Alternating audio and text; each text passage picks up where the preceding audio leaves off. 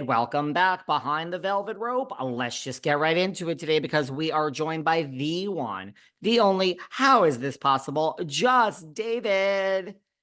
Man, is everyone enjoying this season of the OC? Do you realize here, Saturdays, we are going to be able to talk about the OC in detail so soon. We've done a little bit of it, but I just have a feeling we might run out of time today. Again, let's see if we have time.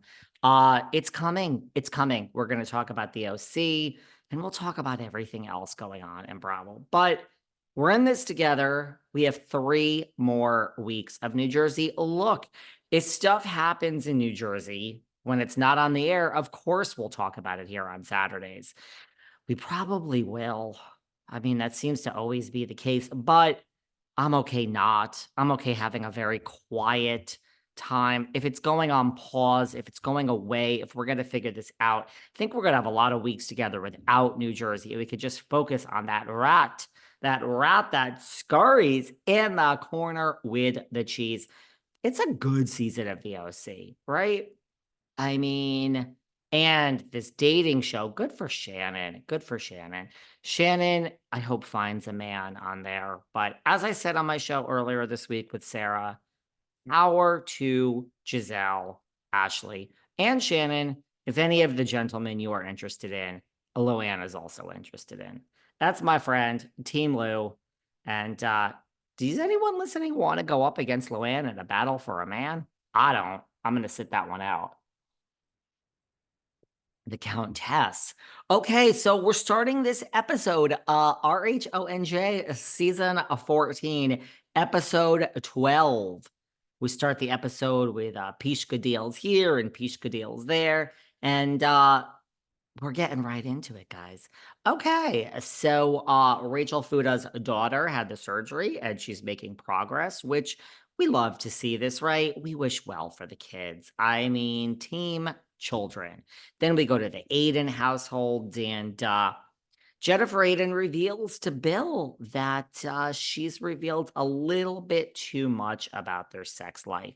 And Bill plugs his ears, gets embarrassed. A lot of people in the comment section, they always say don't live in the comment section. A lot of you really feel that Bill is checked out, is over Jennifer, and is going to leave her eventually in the next few years.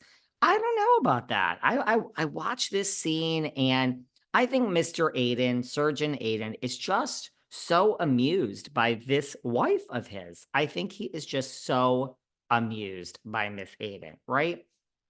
I mean, he's the quiet one. She's the not quiet one. I think Bill is. I think he's amused. Jennifer lets us know that Nate Cabral is a little bitch boy. So she has a Melissa's old PR person being a little bitch boy. That's who I called the little bitch boy.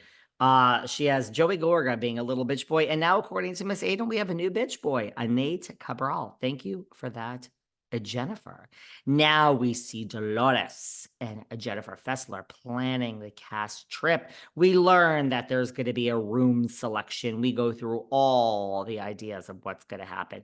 I mean, the thing is, there's so many spoilers leaked about this from Melissa's old nose, who we just had back last Sunday, this past Monday, and this past Wednesday. It's so hard to watch this stuff in a scene like this, knowing that the damn house burned down.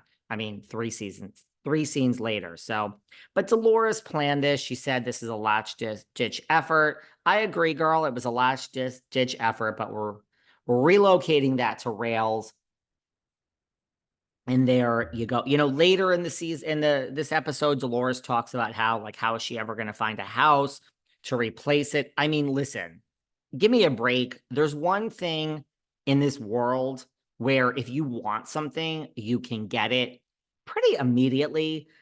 I don't know about actual real fame, but short of fame and short of health, I mean, doesn't money buy literally everything? I don't think money could buy fame and it cannot buy health, but doesn't it buy everything else? So, can't you buy another house? I mean, I don't care how last minute it was. I don't want to rent out my home here in the Hamptons right now, but if someone knocked on my door and gave me a certain amount of money and wouldn't leave my damn front door and said, get out. And today is what day? It's August 1st, August 2nd, whatever the hell today is. I pack my bags literally right now. I would literally cancel my dinner plans and pack my bags right now if the number was right. So give me a break. Bravo at this point was like, the house burnt down. It is an omen, or as Teresa says, an ohm. And we're so disgusted with this season. And nothing's happening. We're ending it short. We're ending the series. We're ending all of you. Let's figure this out. Rebrand according to Andy.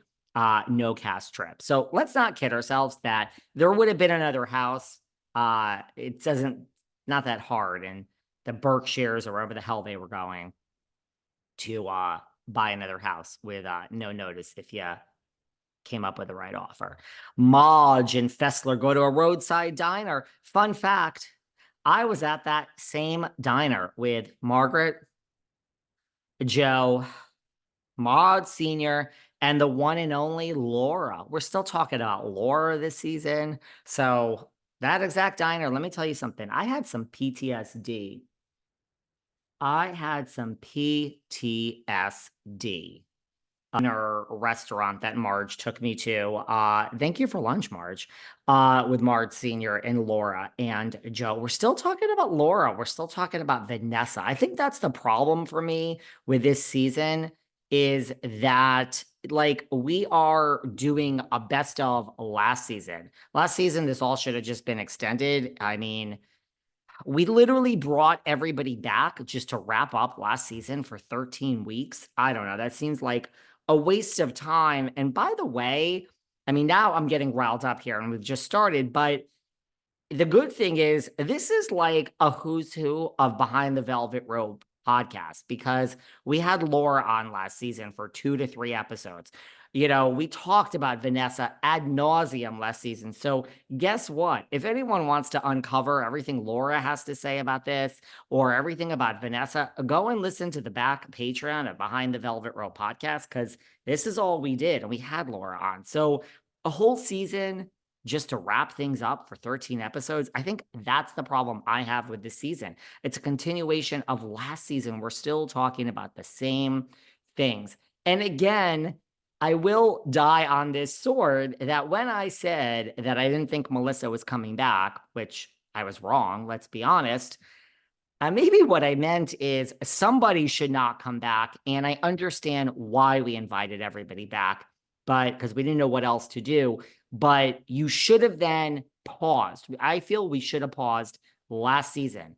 It's kind of what I sat here week after week on Patreon saying. It's nothing against Melissa. It's nothing in favor of Teresa. Now everyone thinks I'm against Teresa. It's just I want what all of these listeners right now want. We want a good show. We're all in this together. So I get why we